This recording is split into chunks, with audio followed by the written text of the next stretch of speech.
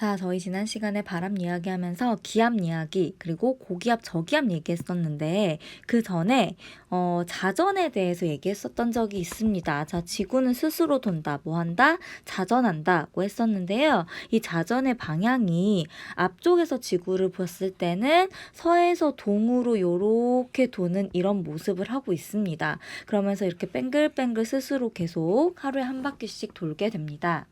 자, 이렇게 지구를 봤을 때 저희는 어디에 있냐면 지구를 반땅으로 딱 나누면 이 위쪽인 북반구에 있다고 이야기를 했었죠. 그래서 거의 모든 저희의 이제 학습이 북반구 기준으로 되고 있습니다. 자, 그런데 이 자전이 굉장히 많은 부분에서 영향을 주는데요. 고기압, 저기압에도 영향을 줍니다. 자, 어떻게 주냐면 여러분 고기압 같은 경우에는 공기가 위에서 아래로 막 내려오는 거였습니다. 기억나시죠? 그래서 아래쪽에 공기가 막 모이게 될 텐데요. 자, 이렇게 얘는 직진으로 오고 싶은데 지구가 뭘 한다? 자, 자전을 한다. 서에서 동으로 돕니다. 그러면 지금 이 아래쪽이 지면이라고 했을 때 얘도 이렇게 오른쪽으로 가려고 하겠죠. 자, 결국에 힘을 오른쪽으로 받게 됩니다. 자, 그러면 공기는 이렇게 휘어서 가려고 하죠. 그쵸? 자, 그런데 여기는 공기가 모이니까 어떻게 된다? 나가려고 하죠. 나가려고 하는 곳, 공기가 모이는 곳, 고기압이었습니다. 자, 그런데 얘를 이렇게 공기들이 이렇게 나가겠죠. 이렇게 해서 이제 밖으로 이 방향을 타고 그대로 나갑니다. 이렇게 봤을 때, 자, 어느 방향이냐면 시계 방향으로 나가는 것을 볼 수가 있습니다. 자, 그에 반해서 자, 저기압에서는 제가 공기가 막 위로 올라간다고 했었어요. 자, 위로 올라가려고 하는데 똑같이 힘을 이쪽으로 이제 받습니다. 이 공기도 이 서에서 동으로 회전하는 거에 의해서 힘을 받게 되는데요.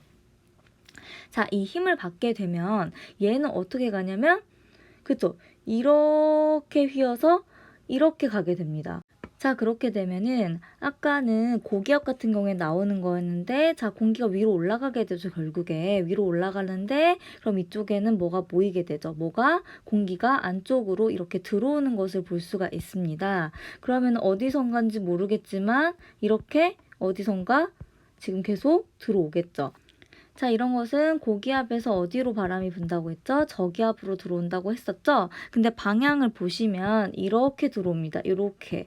자, 얘는 들어오는 방향을 잘 따라서 보면은 시계 방향이 아니라 반시계 방향인 것을 볼 수가 있죠. 그래서 그냥 고기압은 바람이 자, 공기가 이렇게 내려온다. 그리고 저기압은 공기가 어떻게 된다? 위로 올라간다. 그러니까 땅 쪽에는 비고 고기압은 차게 된다.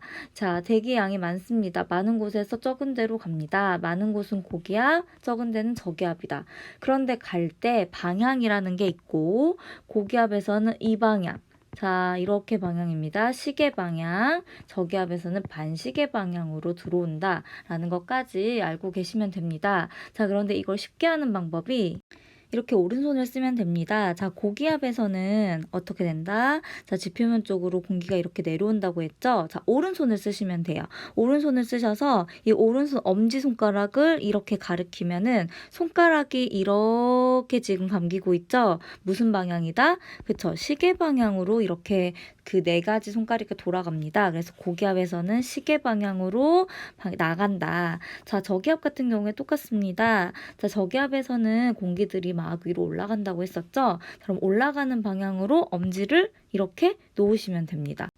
그렇게 되면은 이 손가락으로 이렇게 감아 쥐었을 때 요렇게 돌아오죠. 이 네 개의 손가락이 가리키는 방향이기 때문에 쭉 돌아가는 걸 보면 얘는 반시계 방향이다 라는 거를 알 수 있게 되는 거죠. 그래서 이 오른손을 쓰셔서 고기압과 저기압에서의 어떤 방향으로 바람이 나갈지 그리고 들어올지도 알 수가 있습니다.